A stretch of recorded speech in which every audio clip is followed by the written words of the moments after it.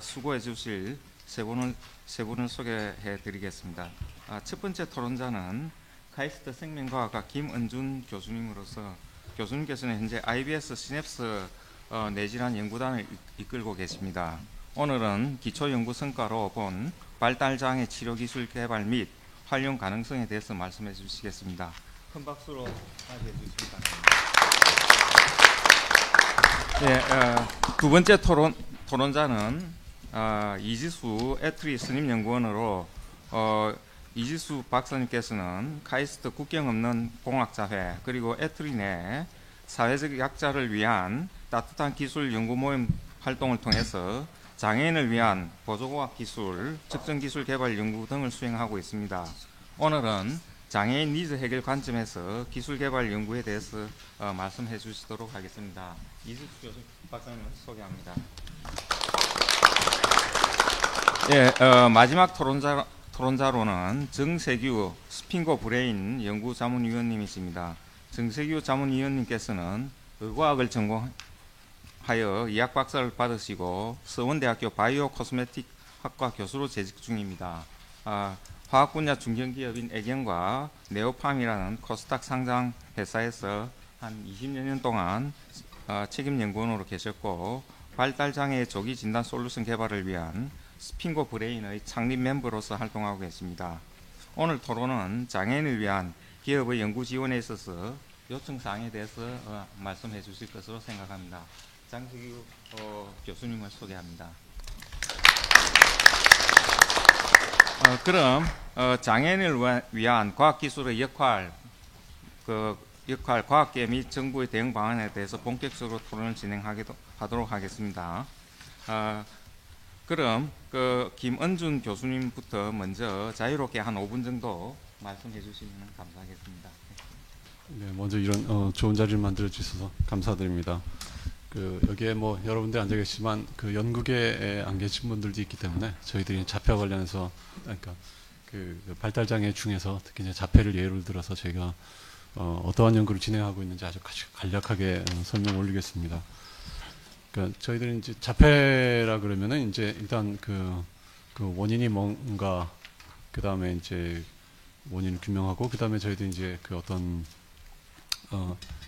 약물 개발하는 데 도움이 될 수 있는 어떤 핵심적인 메커니즘을 저희들 찾아내는 그런 일이 되겠는데요. 아시는 것처럼 이제 자폐 원인은 이제 크게 보면 유전적인 원인과 그 다음에 비유전적인 즉 환경적인 원인이 있고요. 유전적인 원인이 대략 한 80% 정도 차지하고 있는 것으로 알고 있습니다. 유전적인 원인을 이제 찾는 방법은 결국에는 이제 유희정 교수님 같은 분이 환자 샘플 얻어주시면 이제 그 안에서 DNA 추출을 해가지고 그 안에서 이제 어떤 특정 유전자가 특정 돌연변이가 발생하는지 뭐 이런 것들을 찾아내는 거죠. 그걸 보면 이제 이 돌연변이가 부모로부터 물려졌는지 아니면 태아가 발생하는 도중에 이제 자연스럽게 생긴 건지 뭐 그런 것들 저희가 알 수가 있고요. 여기서 중요한 건 이제 어떤 의심이 되는 특정 유전자의 돌연변이가 과연 자폐를 유발시키는가 그 인과관계를 저희들이 이제 밝혀야 되는데 이때 저희들이 이제 모델 동물 주로 생쥐를 많이 사용을 합니다. 그래서 생쥐에다가 이제 그런 어떤 특정 유전자의 특정 돌연변이를 인위적으로 도입을 하고 그 다음에 이제 생쥐 행동을 자세히 관찰합니다. 그래서 자폐하고 비슷한 어떤 사회성이 결여가 된다거나 아니면은 이제 반복 행동을 한다거나 이런 이제 결과들을 보고 저희가 이 특정 유전자의 특정 돌연변이가 자폐 행동을 유발할 수 있구나 그 인과관계를 확인하는 것이죠. 근데 유전자하고 행동은 굉장히 이제 서로 거리가 멀고 그 중간에 이제 굉장히 복잡한 메커니즘이 있을 텐데 예를 들어서 이제 시냅스가 잘못됐다든지 또 신경 회로가 잘못됐다든지 그런 것들을 이제 밝혀야 되는데 그 과정이 굉장히 복잡하고 시간이 많이 걸리는 일입니다. 그래서 이제 저희 기초과학자들은 이제 임상 연구자들이 그렇게 이제 의심이 되는 유전자를 찾아주시면 기초과학자들은 이제 그 의심이 되는 유전자의 인과관계를 먼저 밝히고 그 다음에 유전자의 이상이 어떻게 이제 시냅스나 신경회로의 이상을 일으켜서 어떤 이상한 행동을 유발하게 되는가 그런 것들을 이제 메커니즘을 찾는 것이고요. 그래서 정말로 멀고 먼 길이고 한 5년 전만 하더라도 자폐 유전자가 한 500종류 이렇게 됐었는데 작년에 800개가 되더니 올해 벌써 1000개가 됐습니다. 그 정도면 이제 인간이 가지고 있는 전체 2만 개 유전자의 한 5% 정도 되는 거고요. 아주 간단하게 생각해서 유전자 하나 연구하는데 5년 걸린다 그러면은 지금 1000개 같으면은 5000년 정도 걸리는 일이고요. 실질적으로 한 20년씩 걸릴 테니 그러면 이제 2만 년 이렇게 걸리는 일입니다. 그래서 저희가 지금 말씀하신 그 유전자라는 게 그러니까 인간관계가 설명되어 있지 않지만 환자들에서 발견돼서 그렇죠. 상당한 인과관계가 있을 거라고 예상하고 있는 유전자 수가 그만큼이라는 거예요. 그러니까 인과관계만 밝히는데 보통 한 4년 5년 걸리고요. 그다음 자세한 메커니즘까지 찾는 데는 그 다음에 한 10년 15년 걸릴 수 있습니다. 그래서 저희가 혼자가 아니고 전 세계에 그런 이유로 수백 수천 개 연구실 또 엄청난 그 제약회사들이 달려들어서 그 메커니즘을 찾아가지고 그 중에서 아주 이제 그 여러 메커니즘들이 나오겠지만 그 중에서 아주 핵심이 되는 메커니즘을 찾아가지고 그 핵심이 되는 메커니즘을 이제 제약회사로 넘겨주면 제약회사에서 그 메커니즘에 근거한 약물들을 개발하게 되는 것이죠. 근데 아시는 것처럼 이제 그 약물 개발하는데 이게 뭐 수천억이 들어가고 5년 10년씩 걸리는 일이고 그다음에 실패율도 워낙 높고 그래서 정말로 돈이 많은 다국적 제약회사들이 건드릴 수 있는 그 정도의 일이지만 그래도 이제 이 사안이 워낙 중대하기 때문에 임상연구자와 기초연구자 그다음에 제약업계가 이렇게 원활하게 이제 정보를 교환하고 서로 협업할 수 있도록 정부에서 인프라를 만들고 그다음에 또 지원도 아끼지 않고 그다음에 관련 연구 인력들도 양성해야 될 것으로 생각을 합니다. 시간이 조금 더 있나요? 예, 하여튼 그러니까 유전자를 들여다보고 이제 어떤 돌연변이가 생기는지를 밝혀야 되는데 그게 참 보통 일이 아닙니다. 근데 다행히 기술이 발전하고 가격도 많이 좋아져가지고 요새 이제 한 사람의 유전자 이상을 읽는데 그러니까 유전자 전체 그걸 유전체라고 그러는데 한 150만 원 정도 됩니다. 근데 요게 이제 한 1000명이 돼버리면 15억이 되는 거고요. 그다음에 10,000명 이렇게 되면 더 훨씬 돈이 많이 드는 것이고 그다음에 사람 하나에서 유전체 전체 정보가 나오면 100메가바이트 정도 되는데요. 그러면 1000명이 되면은 이제 100테라바이트, 그러니까 PC 한 1000대 정도 저장 분량이 나오고 그 100테라바이트 그는 저장만 그런 거고 이걸 이제 계산을 하려면 분석을 하고 계산을 하면 선후배 공간이 다시 필요하고 그러니까 500테라바이트 정도 되는 거고 이게 이제 뭐 한 1000명이 아니고 5000명, 10,000명 되면은 쉽게 이제 페타바이트 수준까지 올라가는 그래서 그 많은 저장 공간 확보, 계산 능력 확보 이런 거와 관련해서는 이제 뭐 진짜 슈퍼컴이 사용될 필요도 있고 그래서 국가에서 이제 이렇게 빠르게 늘어나는 빅데이터를 이렇게 저장하고 그 활용할 수 있는 어떤 인프라를 구성해야 되고 관련 인력을 양성해야 되고 그런 것들 이제 앞으로 이제 각 병원에서도 이제 수천 수만 명의 데이터를 앞으로 10년 정도 20년 정도 후에는 거의 뭐 전 국민이 자기 디스켓을 다 들고 있는 그런 시대가 올 텐데 거기에 미리 이제 저희가 대비를 하면은 훨씬 더 그 어떤 중요한 우위를 선점할 수 있지 않을까 그렇게 생각합니다. 예, 교수님께서 하시는 연구가 엄청난 시간과 비용이 정말로 소요되는 것 같습니다. 예. 그다음 두 번째 토론으로서 장애인 니즈 해결 관점에서의 기술 개발 연구에 대해서 애트리 이지수 스님 연구원께서 한 5분 정도 같이 해주시겠습니다. 시간에 막 질문하고 해도 되는 거죠? 예, 질문하십시오. 질문해 주세요. 네. 그럴 시간이니까. 네, 안녕하세요. 저는 한국전자통신연구원에 있는 이지수라고 합니다. 저는 현재 장애인 전자책 관련 기술을 개발하고 있고요. 저희 관련 기술 관련해서는 저기 로비에 가장 오른쪽에 패널에도 기술 전시되어 있으니까 마치고 한번 봐주시면 좋을 것 같고 또 저희는 트리 내부에서 그 사회적 약자라고 하죠. 장애인이나 노약자, 저소득층의 그런 이제 사회적 약자를 위한 따뜻한 기술에 관심을 가진 다양한 분야 연구원들이 자율적으로 모여가지고 그분들을 위한 그 연구를 개발하는 동아리 같은 형태의 사회적 약자를 위한 따뜻한 기술 AOC를 제가 직접 운영하고 있습니다. 네, 거기서 이제 다양한 활동을 하면서 제가 직접 느낀 거를 이제 여러분들께 공유해드리고, 그다음에 이제 장애인 관련 과학기술의 그런 개발을 위해서 그런 제도적으로 어떻게 좀 뒷받침되었으면 하는가 해서 제안을 드리고자 이 자리에 나오게 되었습니다. 네, 저희 그 사회적 약자 그 AOC에서는 사람들이 다양한 분야의 통신, 전자, 뭐 반도체, 뭐 인공지능, 뭐 이렇게 다양한 분야의 사람들이 모여가지고 자 그럼 뭘 개발할까라고 고민을 하다가 자 그러면 시각장애인 분들을 위해서 어떻게 좀 기술 개발해보자 해가지고 저희가 그냥 막상 눈을 감고 안대를 쓰고 그냥 직접 체험을 해봤는데 당장 한 발 앞으로 나가기도 무서운 거예요. 앞에 뭐가 있는지도 모르겠고. 그래서 그러면 시각장애인 분들도 보행이 많이 힘드실 테니까 우리도 이제 앞에 있는 장애물 같은 거를 촉각으로 점자같이 돌기로 이렇게 나타내 드리자 해서 저희가 꽤 구체적으로 이제 과학 기술을 계획을 하고 실제로 시각장애인 분들 만나러 갔는데 한 말 들었습니다. 필요 없다고. 그게 왜냐하면 이게 앞에 있는 장애물이 지금 5cm 앞에 있는지 1m 앞에 있는지 10m 앞에 있는지도 알 수 없는데 그런 촉각 패드를 실제로 가지고 와서는 몇 미터 앞에 있는지도 모르고 또 계속 휴대를 해야 되고요. 촉각 패드 같은 경우에는 한 10cm, 10cm 정도의 크기면 몇 천만 원 정도 디바이스 가격이 나옵니다. 그래서 그거를 듣고 정말 저희는 탁상 공론을 했구나. 기술 베이스로 이렇게 기술을 제안하면 될 거라고 하는데 직접 만나보니까 필요가 없다라고 단호하게 듣고 정말 많은 충격을 받고 장애인을 위한 과학기술 발전을 하기 위해서는 다른 접근이 필요하구나 하는 걸 많이 느끼게 되었고요.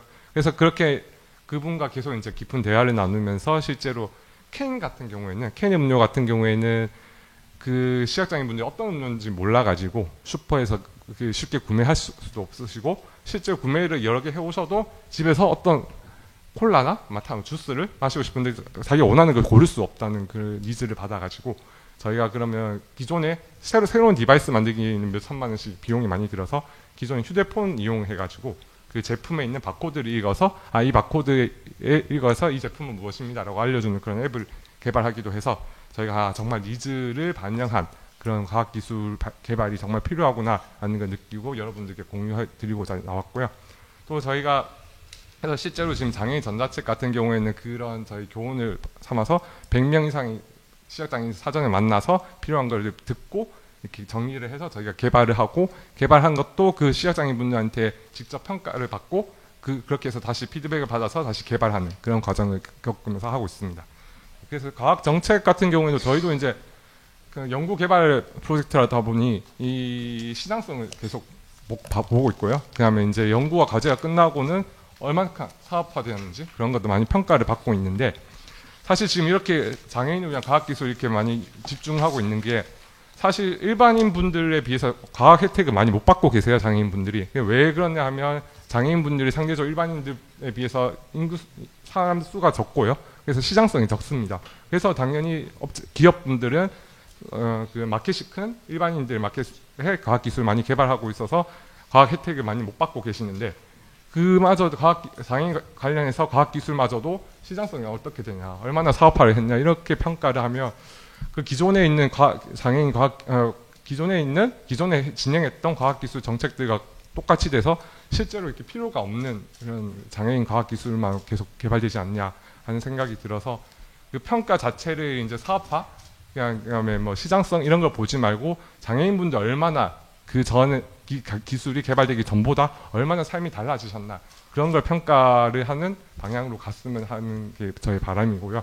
그래서 그래서 연구원분들도 직접 이제 장애인분들 타겟이 되는 장애인분들 만나서 그 다음에 이제 연구 방향을 이렇게 계획해 나가는 그렇게 되었으면 해서 나오게 되었습니다. 감사합니다.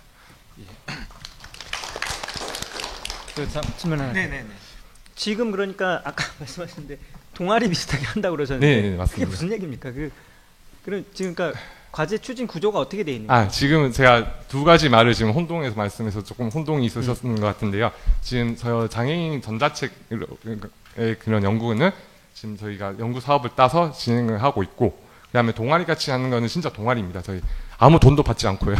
그래서 저희 그냥 근무 시간 중에 10% 정도는 이제 창의적인 활동에 이제 쓸 수 있는 제도가 있습니다. 저희 10% 창의적인 하고 싶은 걸 할 수 있는 그래서 그 10%의 시간을 매주 그 장애인 분들이나 그 사회적 약자를 위한 기술 개발하고 싶은 분들 모여가지고 자발적으로 의논을 하고 과학 기술을 기획을 하고 다들 이제 개발한 각자의 능력이 있으니까 기획하는. 이 점자책 이 프로젝트는 어느 부처에서 받으신 거예요? 저희 문화체육관광부 쪽에서 하고 있습니다. 그 예산 얼마 받으셨어요? 저희 예산은 연 15억 정도. 연 15억. 15억 지금 몇 년 하시고? 3년 정도. 네. 저 뒤쪽에 저희 과제 책임자분이랑 와서 계셔가지고 자세히 들으셔도 됩니다. 알겠습니다. 네, 감사합니다. 예. 그럼 마지막 토론자로서 장애를 위한 연구 지원에서 요청드리고자 하는 사항에 대해서 정세규 교수님께서 한 5분 정도 말씀해 주시겠습니다. 예, 안녕하세요. 저 서원대학교 바이오코스메틱학과 정세규입니다. 좀 당황스러우실 텐데 화장품 하는 사람이 와 있습니다.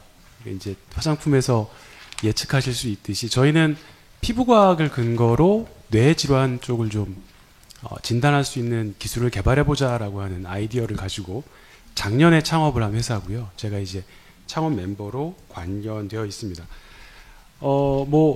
이제 굉장히 여러 가지 근거를 가지고 저희가 피부를 가지고 뇌를 예측할 수 있을 거다라는 아이디어를 만들어냈고요.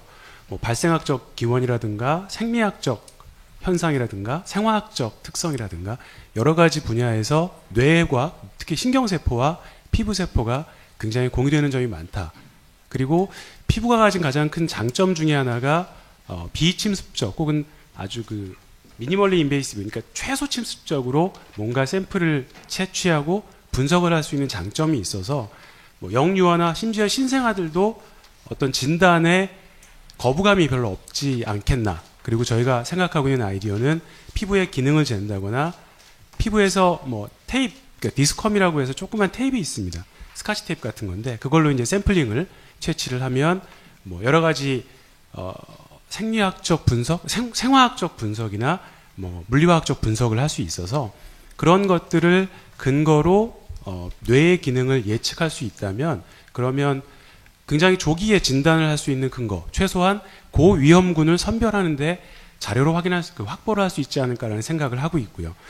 실제로 예전에 논문들을 보면 저희가 기존에 관심이 있었던 아토피 피부염하고 오티즘 간의 상관관계가 굉장히 높게 나온다라는 연구 결과들이 꽤나 많이 보고된 바가 있어서 이제 저희는 그런 가설을 근거로 뭔가 연구를 수행을 하고자 지금 계획을 하고 있고요.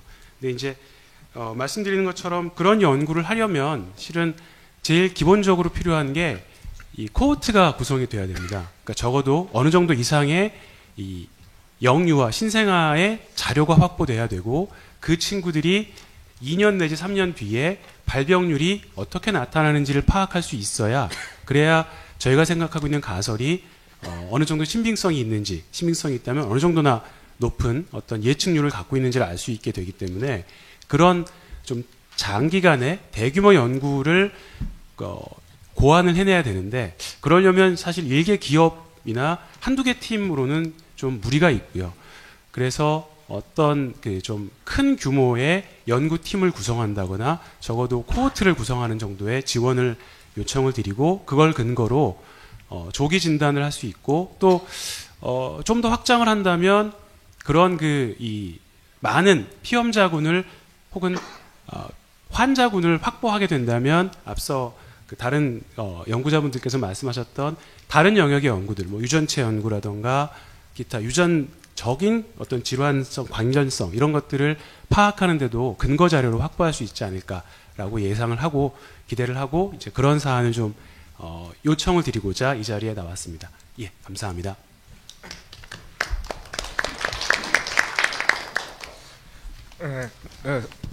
죄송합니다. 세 분 토론자님 말씀 감사합니다. 그럼 우리 자문위원들께서 여기 토론자님과 또 앞서 발제자분 이희호 박사님이나 유희정 교수님, 박수빈 과장님들께 혹시 질의하실 내용이 있으시면 해주시기 바랍니다. 제가 하나 질문 드리고 싶은데요.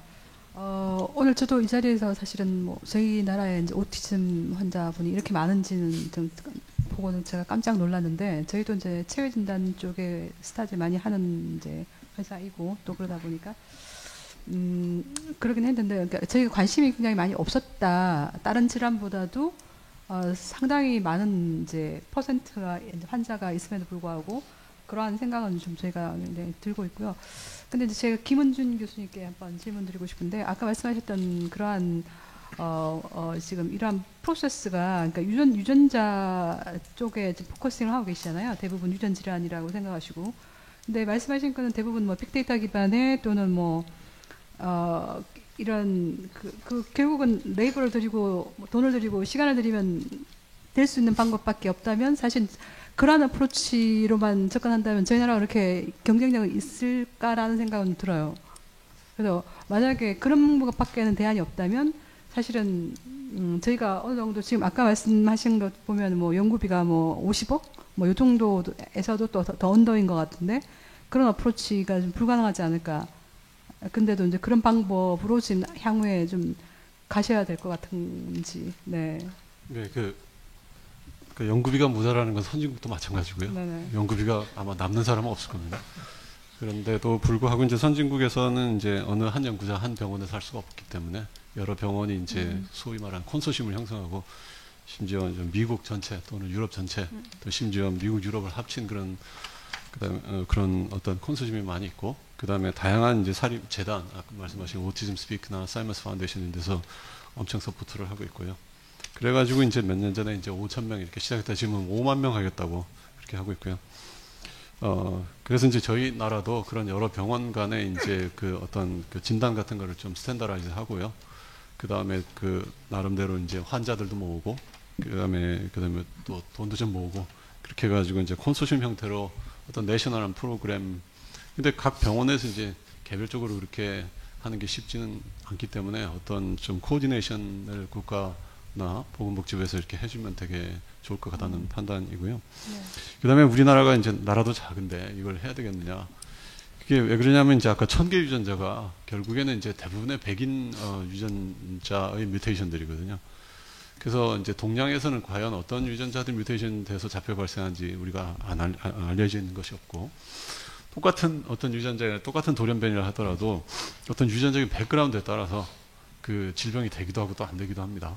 그래서 이게 동양인들은 유전적인 백그라운드가 다르기 때문에 그런 어떤 특정 돌연변이와 유전적인 백그라운드의 상호작용을 저희가 분석을 해야 되고, 그 다음에 이제 빅데이터가 서양에서 또 동양에서 많이 쌓이면 그 데이터를 모아가지고 그 서로 비교함으로써 이제 그 이른바 전문용어로 이제 컴패러티브 지노믹스라고 그러는데 그런 연구를 할 필요가 있고요. 그 다음에 이제 한국뿐만이 아니고 한국에서 나름대로 어떤 데이터가 쌓이면은 지금 이제 중국하고 일본 쪽에서도 좀 활발하게 진행을 하고 있는데 아마 저희가 가장 빠를 겁니다.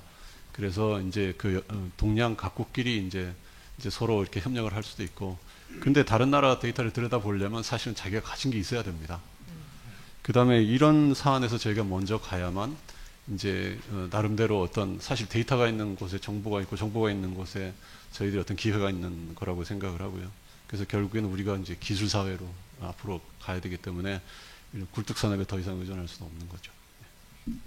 여러 가지 측면들이 있습니다. 네. 그럼 아까 이제 복지부에서 지금 준비하고 계시는 그 프로젝트랑 연결이 되실 수 있는 건가요? 어디에서 좀 아까 맨 마지막에 정신건강. 네, 정신건강 센터. 쪽에 복지부에서 진행하시는. 예, 그래서 저는 개인적으로는 이제 우리나라 그 정신과 영역이 있고 이제 뉴럴로지, 그러니까 신경과 영역이 있지 않습니까? 그래서 우리나라 인구가 어떻게 보면 그렇게 많지도 않고, 그 다음에 제 생각에는 5년, 10년 안에 한 사람 유전자 전체를 읽는데 그 금액이 제 생각에 50만 원, 30만 원 수준으로 떨어지고 정부에서 절반만 대주면 얼마든지 전 국민 5천만 할 수가 있고요. 저희같이 나름 인구 규모가 작은 나라에서 충분히 경쟁력 있게 먼저 정보를 파악을 하고 거기서 이제 관련된 바이오 의료 산업을 활성화시킬 수 있다고 생각을 합니다.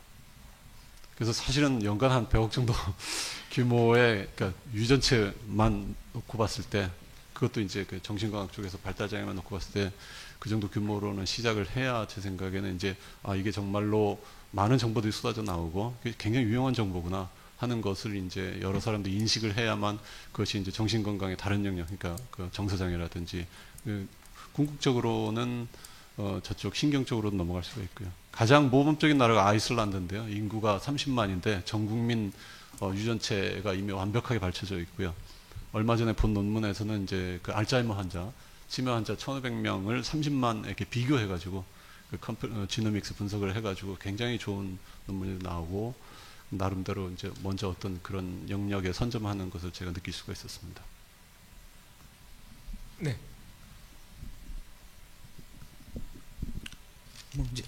제가 이제 자폐성 장애 아이 아빠인데요. 제가 세상 살면서 많은 지혜가 있어서 뭔가 들어가지 않습니까? 근데 결국 운이 조금 없었고 이제 확률은 누가 될지 모르겠습니다. 근데 이제 우리 이제 유전자 연구하는데 돈이 많이 든다고 그랬지 않습니까? 그래서 좀 제안하고 싶은 거는 여기 참 김철희 교수님도 나와 계시네요. 우리 이제 김철희 교수님 같은 경우는 이제 그 스스로 이렇게 그 자발적으로 모인 그 연구 모임 하는 걸 제가 이제 몇 번 참여한 적이 있었으니까 그 모습이 참 좋더라고요. 4학년 해가지고 이제 거의 자비로 해가지고 시작해가지고 이제 계속 이렇게 유전자 연구하는데 그렇다면 혼자 하면 돈도 많이 들고 많은데 지금 이제 유전자 연구하는 분들이 많지 않습니까? 요걸 좀 어떻게 그룹핑을 좀 했으면 좋겠다. 그러니까 예를 들어 조기 진단하는 분들은 조기 진단하는 분들은 좀 묶어주고 그다음에 유전자 하는 데는 유전자 하는 데 묶어주고 그다음에 뭐 장내 세균용을 하는 이렇게 조금 힘들겠지만 이게 진짜 그 자폐성 장애나 이 발달 장애 부모들 굉장히 힘든 일이거든요. 그래서 돈 무지무지 듭니다. 기가 많이 걸리겠죠. 그렇지만 시급하기 때문에 해야 되는 거고 특히 이제 김원준 교수님 뭐 옛날에 2013년에 그 뭐 유전자 맞춤 치료 말씀도 이렇게 하셨고 참 그런데 기대가 큽니다. 그리고 어차피 자폐 문제를 근본적으로 해결하기에는 사실은 유전자밖에 없다고 보거든요. 그렇다면 충분한 가치가 있는 일이기 때문에 모든 거를 완벽하게 해결한 다음에 뭐 하겠다는 게 아니고 우선 작은 일부터라도 서로 이렇게 정보도 교류하고 또 이렇게 모여가지고 한다면 아마 좀 시너지 효과가 나지 않겠습니까? 그리고 이제 스핑거 브레인도 마찬가지입니다. 이제 우리 박병 대표도 아마 이 스핑거 브레인은 사비들에서 했을 겁니다. 이제 자폐성 장애 아빠인데요. 왜냐하면 절실하니까 자기가 이제 어려운 시절을 보냈으니까 이제 아이들을 이제 그 아주 어린 아이들을 위해 가지고 어떻게 조기 진단하는 방법이 없을 때 해가지고 이제 피부 연구하는 거니까 이게 같이 했는데 이런 것도 마찬가지입니다. 좀 양반들 연구하려고 해도 진짜 샘플이 없어가지고요. 그래서 이런 것들 좀 이제 조기 진단 연구하는데 피부 또는 뭐 다른 거 이렇게도 제발 좀 그룹핑 해가지고 좀 우리 김현준 교수님도 이제 안 되는 게 아니라 자신 있다 좀 지원해 주십시오. 이런 말이 나왔으면 참 좋겠습니다. 좀 자신을 가지십시오. 분명히 될 수 있다고 믿습니다. 네. 네. 네. 네. 괜찮습니다.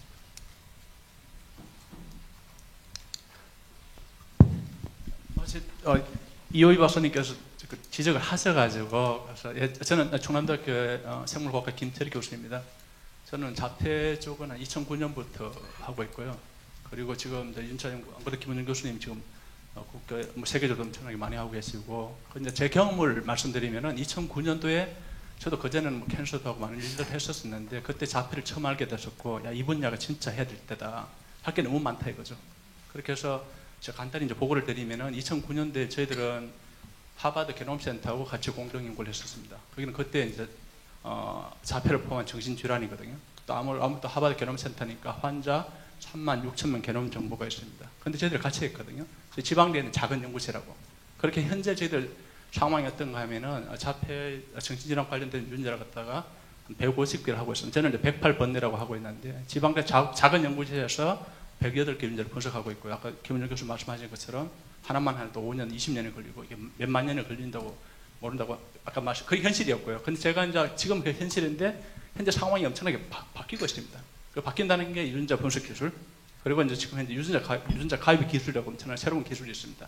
그래서 이 두 가지가 있기 때문에 그 국내 작은 연구실에서 이제 100몇 개 유전자를 하고 있고요.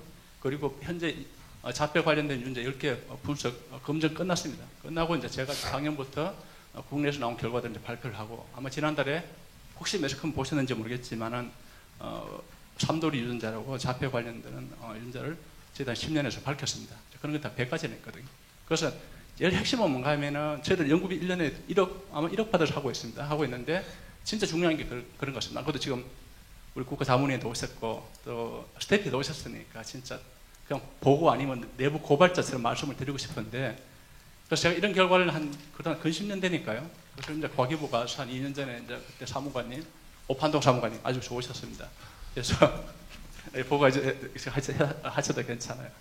그래서 이게 정부 과제라는 게 우리 바텀업에서 수요조사가 있습니다. 그때 64개 과제를 해서 저희들 지난 10년 동안 성과를 가지고 보시라고 이 작은 연구실 했는데 이만큼 나왔었는데 정부에서 이런 연구실 10개만 있으면 막 100개 1000개를 할 수 있다 이거죠.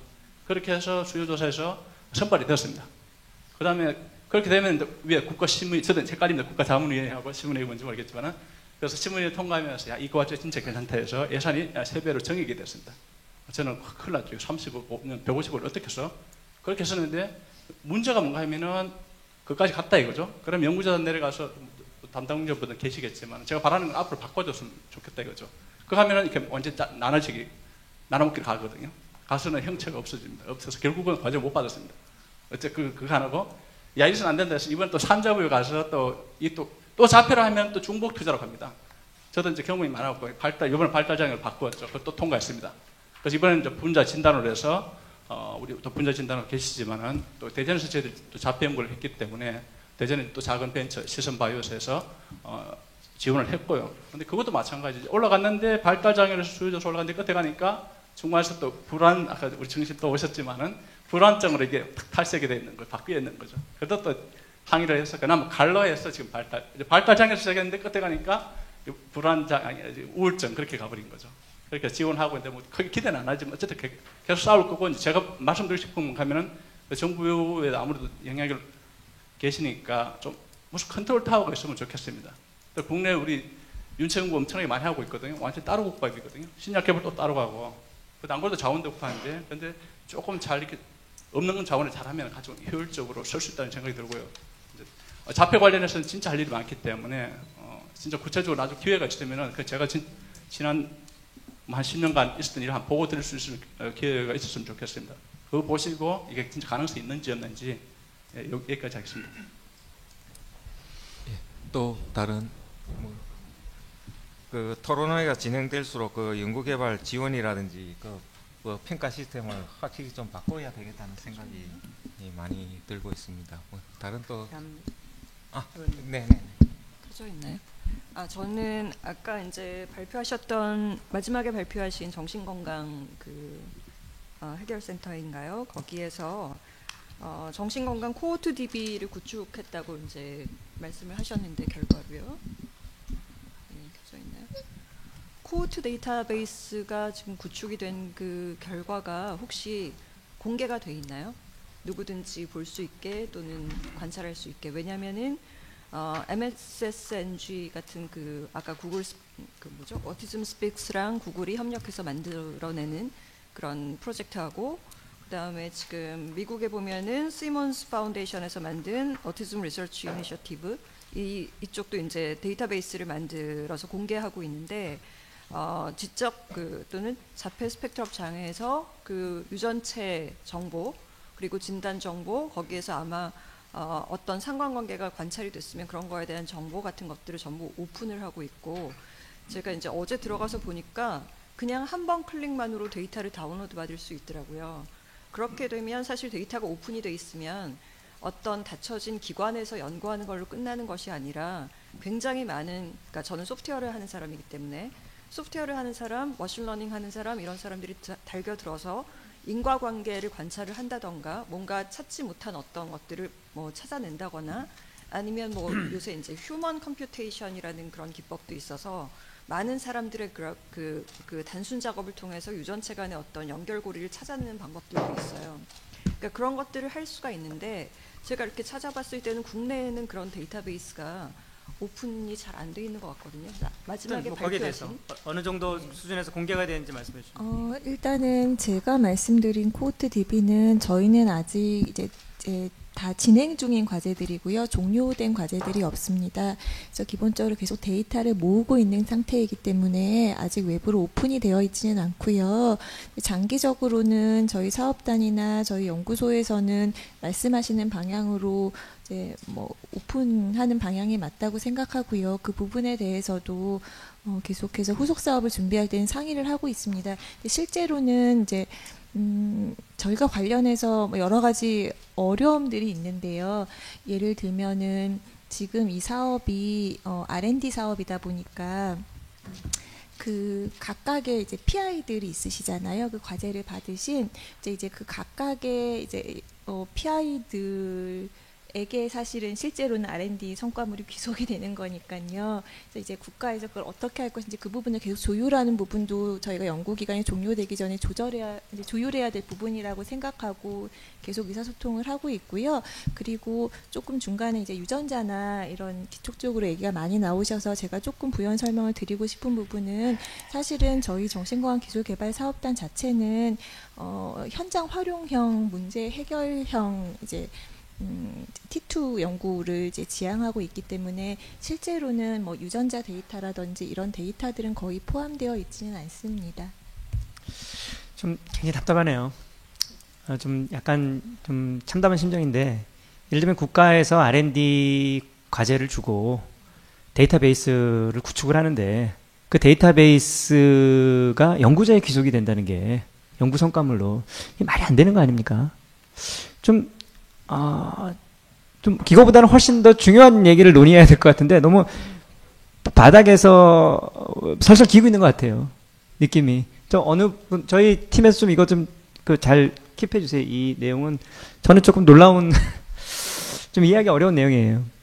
이거는 뭐가 됐든지 간에 당장 고치겠습니다. 제가 좀 질문 드리고 싶은 거는요. 아까 이호 박사님하고 유정 교수님 얘기하셨는데 지금 현재 지금 30세 미만에서는 60%에 가깝지 않습니까? 지금 장애 등록 비율 중에서 발달장애 및 지적장애가 그렇다는 얘기는 이제 이 연령층이 이제 계속 올라가면서 이 비율이 유지가 되면 30년 30년 후에는 전체 장애인의 20% 30% 이상의 부분이 발달장애 및 지적장애로 구성이 된다는 얘기네요. 제 얘기가 맞습니까? 아닙니다. 그건 뭐냐면 그러니까 이제 우리나라 장애 중에서 지체장애인이 제일 많은데요. 예를 들어 교통사고라든지 산업재해라든지 그래서 그런 사람들이 많이 생긴다는 얘기입니다. 나중에. 그러니까 단지 근데 그런 사람들은 그러니까 이제 장애를 우리가 보는 시점이 단순히 통계로 보지 말고 발생 후부터 자녀 수명으로 고려를 해야지 이 통계가 의미가 있는 거지. 단순히 그냥 몇 명이다 이렇게 하니까 물론 이제 지금 이제 자폐성 장애가 급격하게 증가하고 있으니까 아마 늘어날 겁니다. 그렇지만 그렇게 앞으로는 자폐성 장애 전체 장애는 60% 된다는 건 아니고요. 단지 30세 이하 이렇게 봐서 심각하게 다뤄야 된다는 말이죠. 그러니까 지금 제가 그것을 강조했던 거는 노상 이쪽을 하면 자폐성 장애 몇 명 안 돼. 항상 써야 되거든요. 지체장애 몇 명인데 요거는 2만 명밖에 안 돼. 이건 말이 안 되는 거거든요, 사실은. 아까 말씀드린 그 통계는 제 생각에는 이제 전체 장애인 중에 이제 어린 나이의 장애인들의 이제 20-30% 이상이 이제 발달 장애에 해당이 된다는 이 의미로 이해하시면 될 것 같고요. 당연히 이분들이 이제 어른이 되면은 고스란히 성인 아니면 노인 장애인의 포션으로 남게 될 겁니다. 근데 이제 우리나라 장애 등록 제도는 보통 이제 한 번 등록을 하면은 아주 어린 나이에는 이제 몇 년 후에 갱신을 하게 되어 있는데 아이들이 이제 기능이 좋아지고 예를 들어 언어를 습득하고 지능이 높아지면 사실은 장애 등록 대상에서 탈락해버리는 경우도 굉장히 많이 생기고요. 그런 이제 실제 제도와 실제 존재하는 환자 프로포션 간의 갭이 분명히 있습니다. 그래서 이게 이제 연구 측면에서만 긴 호흡으로 진행하지 못하게 되는 것뿐만이 아니라 어떤 복지의 혜택을 받고 하는 면에 있어서도 이게 굉장히 호흡이 짧고 이제 사회적으로 발달장애는 그냥 아이들의 문제다라고 생각하는 경향이 그게 좀 바뀌어야 될 것 같습니다. 그리고 이제 아까 말씀 나오신 그 오픈 액세스 데이터베이스에 관한 문제는요. 그러니까 이제 저희가 제가 이제 수집하는 아이들 데이터, 유전체 데이터 당연히 유전체 데이터와 이제 임상 데이터가 다 있는데 그거를 이제 수집하는 과정에서부터 이게 이제 오픈 액세스가 될 것이라는 것을 당사자들에게 그러니까 당사자와 부모님들께 동의를 받고 수집을 해야 이제 오픈을 할 수 있게 되어 있습니다. 그러니까 R&D 데이터가 국가에 기속되고 연구자에 기속되고 그런 이슈도 있지만 우리나라의 어떤 그 생명윤리에 관한 어떤 임상시험 내지는 윤리심의 규정 자체가 굉장히 좀 스트릭트한 편이고요. 그래서 데이터를 서로 공유하는 거에 대해서는 굉장히 그 규제가 강한 편입니다. 물론 이제 기관에 따라서 이제 강약의 차이는 있을지 모르겠지만 굉장히 엄격하고 또는 좀 하이 퀄리티의 윤리 기준을 적용하는 기관일수록 그 데이터를 공유하는 데 장애물이 굉장히 많고요. 이제 그런 어떤 연구 윤리 관련된 합의, 그리고 사회적으로도 나의 데이터가 다른 사람을 위해서 쓰일 수 있다는 거에 대한 어떤 공공의 이익을 위해 쓰일 수 있다는 거에 대한 합의가 좀 있어야 그게 더 가능한 일일 것 같습니다. 예. 저는 얼마 전에 이제 말레이시아에 그 오티즘 관련 모임이 있어서 참석을 했습니다. 저는 이제 학자들이 올 줄 알았는데 실제로는 절반 이상이 이제 그 자폐 부모 그런 모임 그런 데서도 오고, 그 다음에 이제 자폐 치료 센터에서도 왔었습니다. 아시는 것처럼 이제 자폐라는 것은 약물이 없죠. 전 세계적으로 이제 자폐의 핵심 증상을 치료하는 약물이 없기 때문에 그 부모들이나 주변 분들 고통이 크고 본인도 마찬가지고, 그래서 이제 행동 치료 같은 게 이제 상당히 잘 발달되어 있는데, 이제 그분이 말레이시아 분인데 그 호주에 가가지고 이제 그 제대로 된 행동 치료를 배워가지고 온 거예요. 그래서 이분이 말레이시아에서 이제 그 행동 치료 센터를 만들고, 근데 그게 이제 워낙에 이제 잘 운영이 되는 것 같더라고요. 근데 사실 치료가 그렇게 이렇게 잘 되고 이제 그러니까 아주 인텐시브한 치료를 하고 있더라고요. 그러니까 어린아이가 하나가 있으면 치료사 3명이 달라붙어가지고 이걸 하루 종일 치료를 하고, 그거를 이제 오랫동안 체계적으로 해야만 아이들이 되게 좋아지는 거거든요. 저희도 사실 과학적인 근거가 있습니다. 자폐 모델 생쥐가 아주 케어를 잘하는 엄마 생쥐가 키워주면 실제로 좋아집니다. 그래서 거기에 이제 행동 치료의 근거가 저는 있다고 생각을 하고, 근데 이제 그렇게 이제 그 센터가 운영이 잘 되고 있으니까, 물론 사립센터이긴 하지만 주변에 싱가포르에서 또 부모들이 아이들 데리고 오고, 뭐 두바이에서 오고 막 이런 식인 거예요. 그러니까 동양에 있는 이제 자폐 부모들이 아이를 데리고 이사 와서 말레이시아 쿠알라룸푸르에서 그냥 몇 달, 몇 년씩 이렇게 사는 그런 일이 발생을 하고요. 제가 거기서 듣고서 깜짝 놀란 거는 미국에 이제 그 40개 주에서 그런 제대로 된 공인 치료센터가 있다는 거예요. 근데 동양에는 그런 것이 상당히 그 열악한 실정이고, 그래서 저희 나라에서도 이제 물론 약물적으로도 약물 치료, 그 다음에 이제 뭐 그 기초 연구 이런 것도 해야 되겠지만, 동시에 그런 이제 그 보건복지부 아마도 주관 하에서 그런 행동 치료를 제대로 할 수 있는 어떤 시설들을 만들고, 또 그다음 서포트를 하고, 그 다음에 그 인력을 양성을 해야 되고, 그다음 젊은 사람들한테 이런 직업도 있다 하는 그런 비전을 제시하는 것이 중요하다고 생각합니다. 예, 박 의원.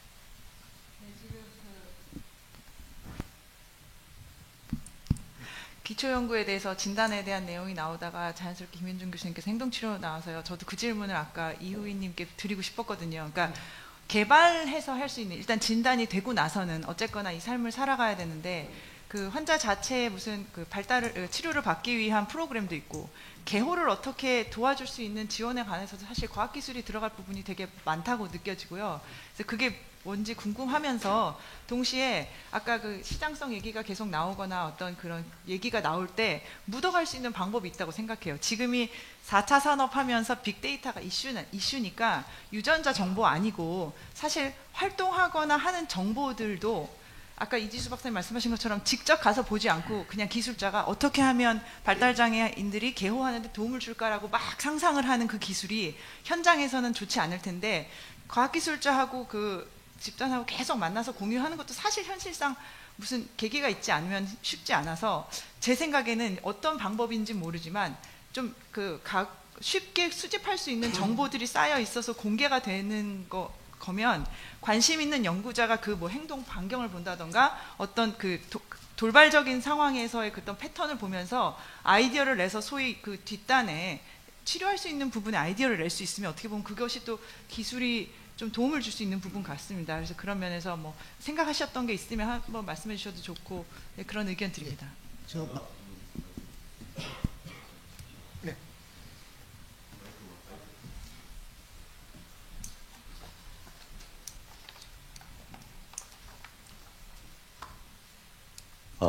예. 토론 잘 들었고요. 먼저 이런 자리를 만들어 주신 것에 대해서 정말 감사의 말씀드립니다. 참고로 저는 또 장애인 가족이면서 IT를 전공했고 출연연에 지금 근무하고 있습니다. 그래서 지금 온라인 중계를 보고 있다가 나도 참여를 해야 되겠다 해가지고 참여를 했습니다. 그래서 오늘 이제 발표와 토론의 주제가 이제 처음에는 이제 의학적인 관점에서 저 애터리의 윤장홍입니다. 애터리 부설연구소입니다. 네. 처음에 제가 듣기로는 이제 의학적인 관점에서 장애의 원인을 밝혀내는 것에 이제 포커스를 둔 것 같습니다. 이게 굉장히 중요하다고 생각합니다. 이게 근본적으로 자폐의 원인을 그리고 발달 장애의 원인을 찾아내는 것이 굉장히 중요하죠. 그렇지만 이것은 지금까지 제 경험으로 봐서 굉장히 어렵다고 생각하고 조금 좀 시간이 좀 필요하지 않느냐. 그래서 요거는 좀 롱텀의 그 연구 과제로 좀 가져가면서 계속 이쪽만 이쪽에도 이제 지원을 해야 되지만 현실적으로 볼 때 이 장애인과 그 가족들이 현재 앞으로 지금까지도 얘기가 많이 나왔습니다. 굉장히 많은 고통을 받고 있습니다. 그러니까 이 장애 아이들을 케어하는데 특히 이제 제일 고통을 받는 게 이제 보호자 중에서 이제 엄마인데 이런 그 보호자들과 본인들 장애인 본인들의 그 어떤 오늘 주제처럼 행복하게 살아갈 수 있도록 뭔가의 그 단기적인 차원에서 뭔가 이 대책을 좀 해야 되지 않느냐. 그리고 그런 차원에서 연구 개발을 좀 해야 되지 않느냐. 그래서 이제 지금 조금 전에 말씀하신 그 이제 현재 4차 산업 AI라든가 IoT라든가 뭐 로봇 같은 것들을 이제 이 발달 장애의 이 치료 아동 치료와 보호자의 좀 이렇게 휴식을 취할 수 있도록 하는데 적용하는 것이 굉장히 중요하다고 생각합니다. 그래서 이제 몇 년 전에 그 연구재단에서 인문 사회 문제를 과학 기술로 해결하는 과제가 하나 나왔어요. 그래서 제가 그 열심히 제안서를 써서 어플라이를 한번 했습니다. 그때는 이제 기업체하고 연구기관하고 이제 합동을 해가지고 제안을 했는데 진짜 제가 그동안에 연구도 많이 했습니다만은 제 나름대로는 진짜 열심히 해가지고 이제 제출했어요. 제출을 했는데 보니까 경쟁률이 몇백 대 1이더라고요. 몇백 대 1이고 그리고 또 이제 제가 제출한 거에 뭔가 좀 이렇게 양식이 좀 안 맞다 해가지고 이제 리젝트를 당했습니다. 그래서 제가 지금 말씀드리는 것은 사실은 그 의학적으로 원인을 찾아내는 것도 이제 굉장히 중요하고 그것도 강화를 해야 되지만 현실적으로 이제 기술이 많이 발전했지 않습니까? 4차 산업 기술이 많이 발전했으니까 이것들을 이제 장애인들한테 적용을 해서 사실은 이 장애 아이들이 이제 그러니까 어디 단체 활동을 갔을 때 얘가 어디 없어지냐 하는 것들은 지금 현재 IoT 기술과 드론 기술을 적용하면 다 된다는 거예요. 그래서 제가 이제 제안하는데 그런 것들 많이 적었어요. 근데 이제 하여튼 통과는 못했습니다만은 분명히 이제는 또 그 제가 제안할 때보다 또 더 기술이 4차 산업 기술이 발달해서 충분히 이제 실현 가능하다고 생각합니다. 그래서 이제 다시 한번 이런 그 따뜻한 과학 기술에 대한 그 펀드를 좀 더 정부에서 좀 지원을 해주고 그다음에 그 과학 기술에 대해서 과제를 제안 받을 때 이제 다 다른 장애도 다 힘듭니다만은 이 발달 장애 부분은 좀 트랙을 좀 따로 좀 해가지고 좀 해주시면 참 좋겠다.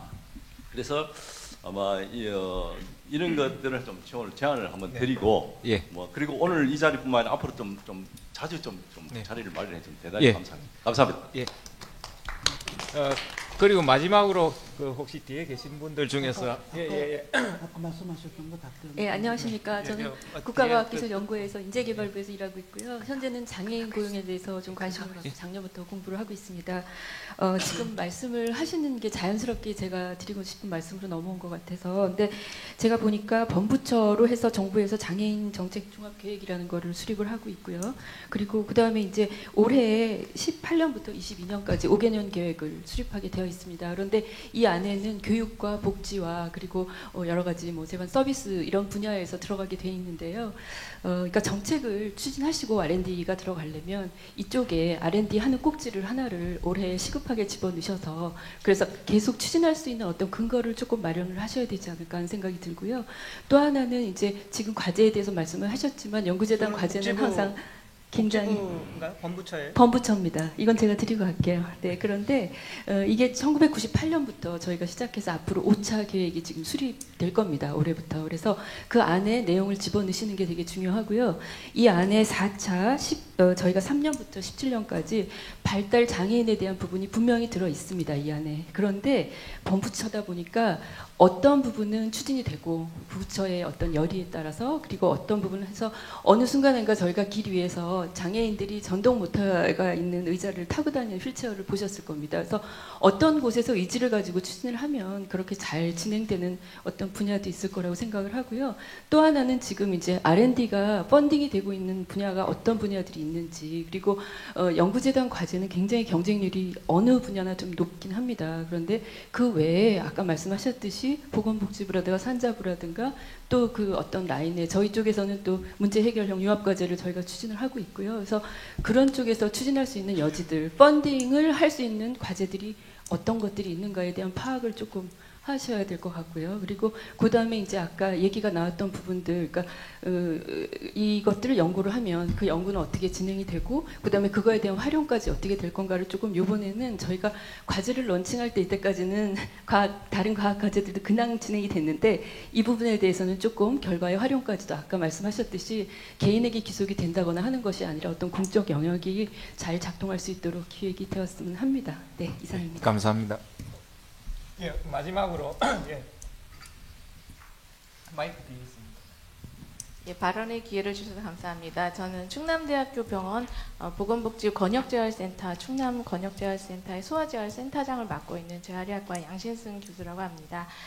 제가 이 자리에서 드리고 싶으신 말씀은 제가 이제 소아 또 장애 이 두 가지 영역은 사실 우리 사회에서 가장 약자 중에 약자라고 생각이 됩니다. 그러다 보니 R&D 영역이나 여러 영역들에 있어서 많이 좀 그동안 소외됐던 것 같습니다.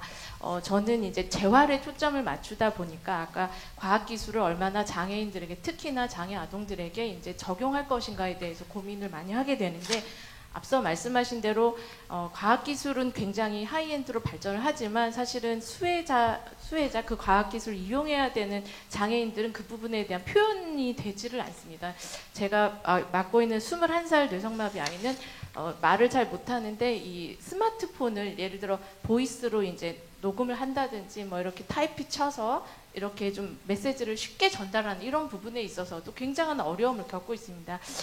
이제 그래서 아까 말씀하신 것처럼 시장성이 약하다. 왜냐하면 아이들마다 또 발달장애, 지적장애 아이들도 다 이 증상의 갭이 워낙 크다 보니까 아이들마다 필요한 기술이 다 다르고 또 이제 그 커스터마이즈드 해야 되는 그런 것들 때문에 어떻게 보면 이미 기술은 다 있는데 그걸 이용하지 못하는 측면이 굉장히 많다고 생각이 됩니다. 그래서 어떤 이런 플랫폼을 만들어 주시면 어떨까?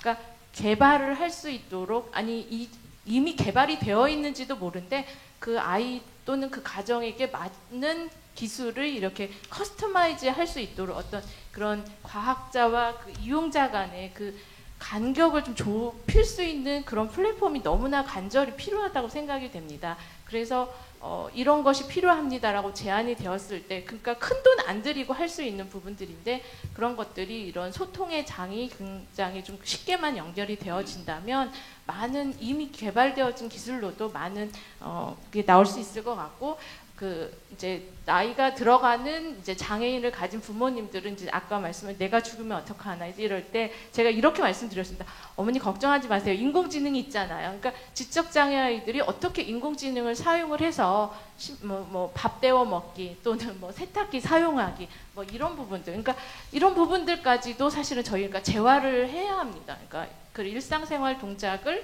뭐 할 수 있도록 계속 재활을 하는데, 기존에 개발된 이런 사물 인터넷을 얼마든지 사실 이용할 수 있을 것도 같은데 현장에서는 그 경제적인 문제라든지 그 아이를 위한 그 개별화된 기술이 이제 그런 장이 없기 때문에 그런 장을 좀 마련할 수 있는 기회가 있었으면 너무 좋겠습니다.